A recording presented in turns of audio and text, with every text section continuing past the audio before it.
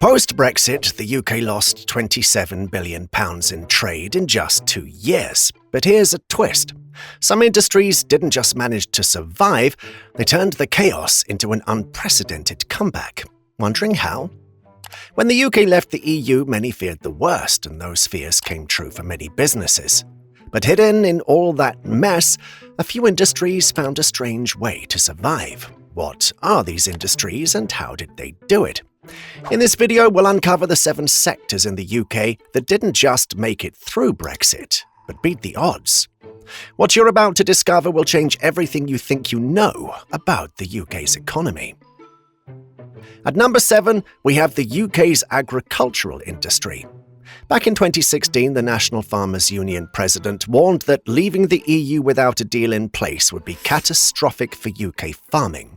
This fear wasn't baseless. This was because for decades, UK farmers had relied on the EU's Common Agricultural Policy, which gave out over £3 billion annually in subsidies to support rural incomes, environmental sustainability, and stabilise markets across EU member states. When the UK left the EU in January 2020, those lifelines also began to disappear. However, in an attempt to stay afloat, like any fighter would do, it was time to think outside the box. So, how did they adapt and survive to sustain the nation? One of the first visible shifts was the move toward direct-to-consumer models. Faced with export bottlenecks, increased paperwork, and a slimmer EU market, small and medium-sized farms began rethinking how they would sell their produce outside. A concept known as the vegetable box schemes, which was once only a niche concept, saw a massive adoption and growth. Companies like Riverford Organic Farmers reported a nearly 13.5% increase in demand during the pandemic, and have sustained that interest even as COVID-19 panic faded. The logic behind this was simple: cut out the middleman, keep the food local, and build loyalty with more British households. This shift was further bolstered by government policy, and by 2021, the Department for Environment, Food and Rural Affairs had begun phasing in the Environmental Land Management Scheme. This was the UK's answer to the old EU subsidy system. However, unlike CAP, which often prioritised land size over sustainability, ELMS promised to pay farmers for their public goods, such as soil conservation, biodiversity protection and carbon storage. While the rollout has been slow and sometimes criticised for its uncertainty, it did signal a shift in which farms were no longer expected to be kept alive solely for growing food. They had to prove their value to the land as well. Oddly enough, the farms that struggled the most were those often belonging to larger exporters, particularly those involved in lamb, beef and dairy production. This is because many of these businesses had spent years building relationships with European markets and now found themselves suddenly overwhelmed by SPS checks, certificate issuance, and inspection delays. For example, Welsh lamb producers faced a near 20% drop in red meat exports by early 2021. But it wasn't all decline. Many farm owners pivoted inward, especially those focused on horticulture or agro-tourism, and began to find new alternatives. The surge in sentiment to buy British products, which was followed by Brexit-era nationalism and pandemic-driven localism, provided a boost to these growers. Local farm shops and community-style farming saw newfound demand. And in the background, companies like Wiggly Wigglers, a Herefordshire farm that once relied on selling composting worms to European customers, were becoming more resilient. After Brexit was finalised, founder Heather Gorringe rewired much of her business model to focus on the UK market, thereby reviving a long-forgotten domestic newsletter system to stay connected with British buyers. And it worked. So how did an industry that was supposed to crumble become an unlikely survivor? Well, survival came down to a mix of grit, reinvention, and thinking local. But that same pressure to change course wasn't just felt in the fields, it also hit the roads, ports, and warehouses across the UK. At number 6, we have the freight and logistics industry. In the weeks after January the 1st, 2021, British truckers stayed parked in long-hour queues at ports in Dover and Holyhead. Just like many other sectors that relied heavily on the EU, the UK's official departure from the bloc's customs union and single market meant that thousands of haulers now needed new paperwork, customs declarations, safety certificates, and additional inspection documents to move their goods seamlessly across the channel. It looked like a logistical nightmare with no clear way out. Yet the UK's freight and logistics industry, whose worth was over £90 billion as of 2023, didn't collapse. Instead, it reinvented itself with much intensity. Logistics firms such as the Danish shipping giant DFDS, with its strong UK presence, rapidly restrained their staff, opened additional logistics hubs, and even created new cross-border data-sharing platforms to help clients adapt. Then investment in digital customs clearance tools allowed for smaller exporters to delegate the excessive wait time that was clogging the roads. By the middle of 2022, DFDS had reported an 11% rebound in freight volumes to and from Britain compared to the previous year. Another success story in this industry came from Wincanton, one of the UK's oldest logistics firms, which heavily invested in warehouse and specifically focused on last-mile urban logistics. Rather than relying on other pan-European supply chains, Wincanton helped its clients localize inventory right inside the UK. This not only minimized customs disruption, but also took advantage of the boom in e-commerce and the demand for same-day or next-day delivery services. Unsurprisingly, technology emerged as the unexpected hero, with startups like Parcel Hero, Zen Cargo, and Freightos building their digital platforms to enable UK businesses to simulate shipping costs and select alternative trade routes. This gave rise to niche logistics networks, much like specialized food couriers, that could guarantee chilled delivery across specific regions with minimal dependence on the EU. Some of these systems weren't even imagined before the Brexit deal. Still, the pain points on driver shortages were real and only intensified after many EU nationals left the UK during and after Brexit. By 2021, the Road Haulage Association had estimated a shortage over 100,000 drivers during the COVID-19 pandemic. The government scrambled to respond by offering temporary, relaxing visa rules for foreign drivers and fast-tracked training for British recruits. While far from a complete fix, the interventions did slow down the bleeding. However, what truly turned the tide was the shift in mindset within the logistics industry itself.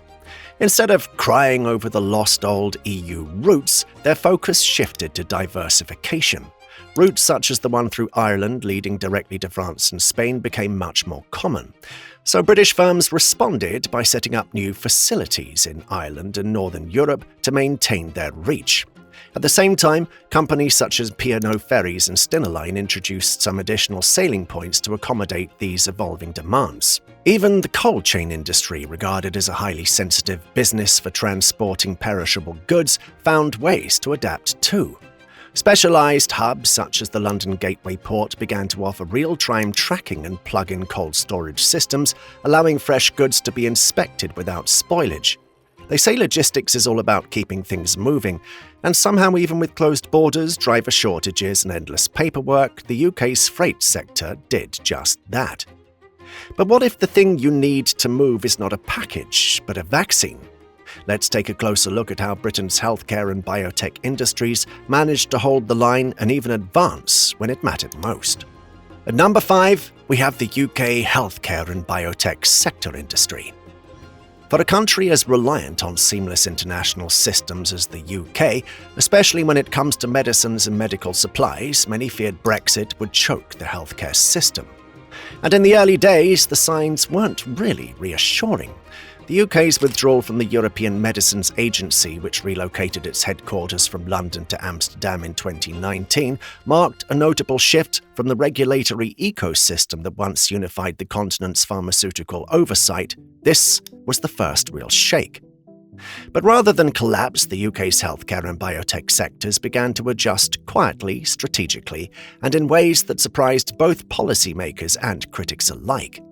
They began with the NHS supply chain, one of the largest and most complex in the world. Faced with the new stricter border checks, customs paperwork, and regulatory divergence, NHS procurement leaders, under guidance from NHS Supply Chain and Department of Health and Social Care, moved to diversify their supply networks and increase domestic stockpiles. Instead of relying heavily on EU wholesalers, many health trusts began to secure alternative suppliers from non-EU countries, particularly India and the United States. That adjustment became a matter of life and death during the early months of the COVID-19 pandemic, when supply shocks swept across the entire European continent. Ironically, the UK's separation from the EMA processes gave it more flexibility in approving and disapproving the Pfizer, Biotech, and AstraZeneca vaccines, respectively. In December 2020, the Medicines and Healthcare Products Regulatory Agency became the first regulator in the world to authorize a COVID-19 vaccine, beating both other EU member states and the US. But this was not just about crisis response. It was a hint at a much larger shift, one where UK-based clinical trials and biotech research could start operating more independently. Companies like Oxford Biomedica, which was focused on cell and gene therapy, became post-Brexit standouts. In 2021 alone, Oxford Biomedica signed major manufacturing contracts with AstraZeneca and Novartis, which helped them expand their production capacity and revenue base. They needed investment and flexibility, which the post-Brexit environment in some ways offered. However, one of the most delicate post-Brexit challenges in the medical industry was ensuring that medicine approval and regulation didn't create any sort of duplication or delay.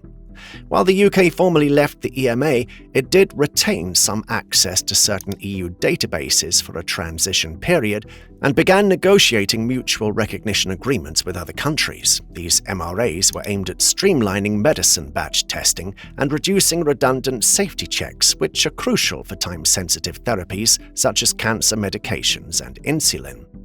Despite this, some UK firms faced delays in launching new products in the EU single market due to the need for separate authorizations.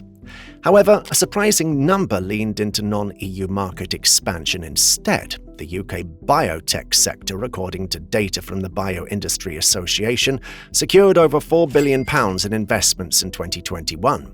Much of this came from US-based venture capital, with most American investors seeing a newly agile and attractive UK life sciences space.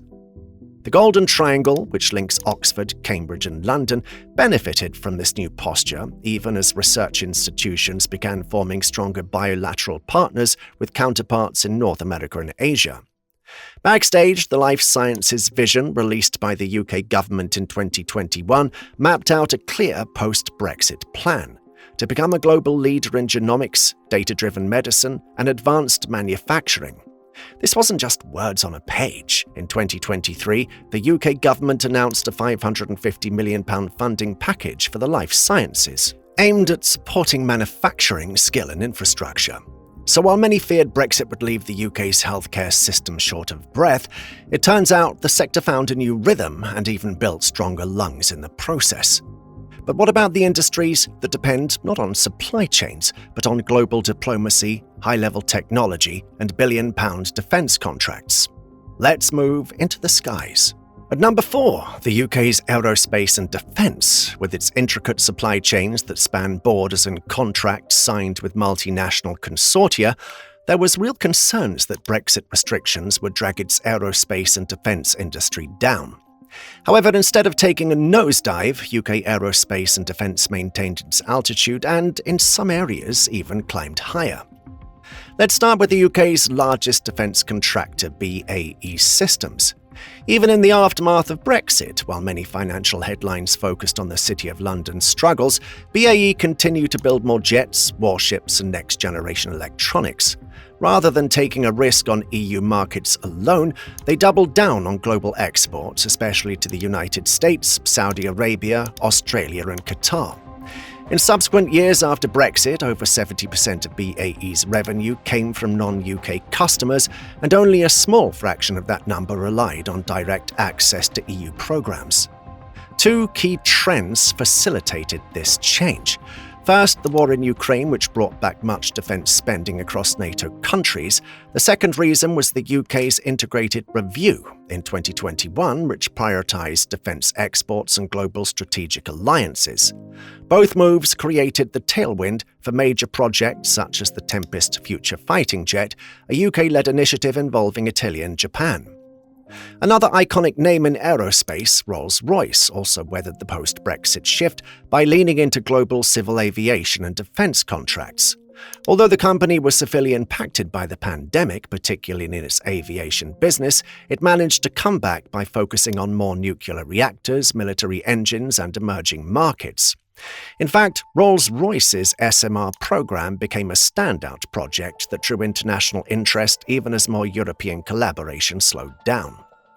And what about the EU defence funds and R&D initiatives the UK lost access to? That's where new routes were quietly created. The UK began signing bilateral defence agreements with countries such as Sweden, Finland, and Japan. NATO, too, became a large stage for coordination as British defence firms backed by UK mod funding began bidding directly into NATO procurement systems. In addition, small aerospace firms across the country followed suit by creating buffer stocks, enhancing quality control systems, and establishing European Union-based subsidies to handle compliance.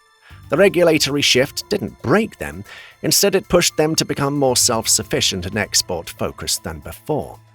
By 2023, the UK's income from defence exports had surpassed $11 billion, with the majority of demand coming from the Indo-Pacific partners and Middle Eastern allies. So while missiles were being manufactured and fighter jets tested far from EU regulations, the UK's defence sector proved that when the stakes are global, looking inward might be the smartest way forward. But not every post-Brexit win came from billion-pound contracts or military might. Some of the UK's greatest resilience came from something softer and often underestimated: its creativity.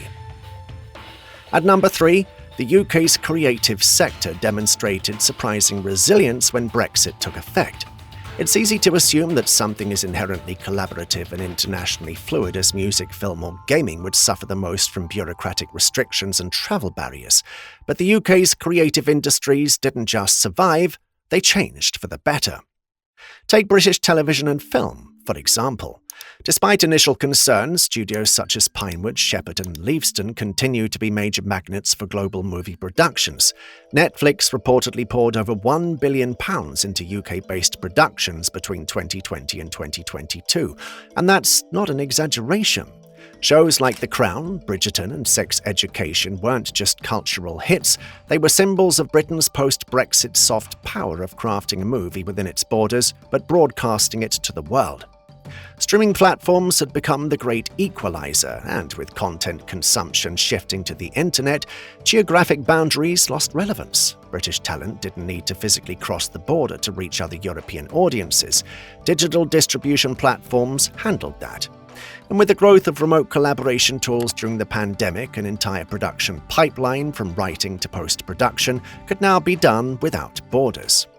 Similarly, the music industry faced more visible hurdles as well. Musicians on tours, especially emerging acts, were hit by the loss of visa-free travel to other European member states. Costs were rising, logistics were becoming more challenging, but music sales, licensing, and digital streaming remained relatively stable.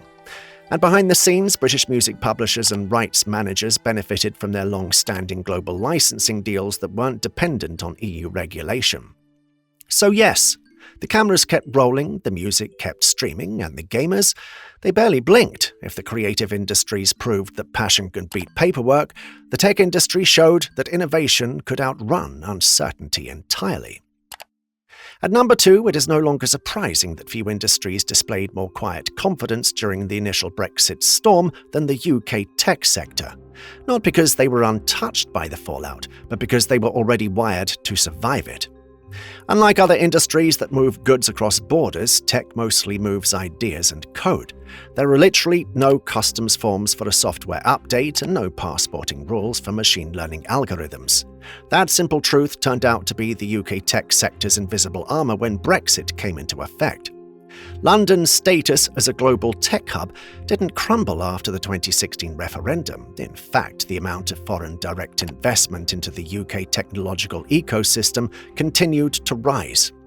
According to the government's Digital Economy Council, UK tech firms surprisingly attracted over £24 billion in venture capital in 2022 alone, more than France and Germany combined.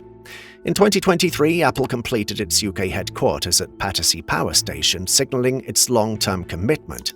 What about startups? Well, Brexit has made the hiring of talent more complicated, while the loss of free movement has added more hurdles. However, the UK quickly rolled out schemes such as the Global Talent Visa and Scale-Up Visa scheme to attract high-skilled workers. Although some talent initially left, a strong domestic ecosystem combined with the country's English language dominance kept the pipeline healthy. Then came fintech, and if any subsector stood tall, it was definitely this one.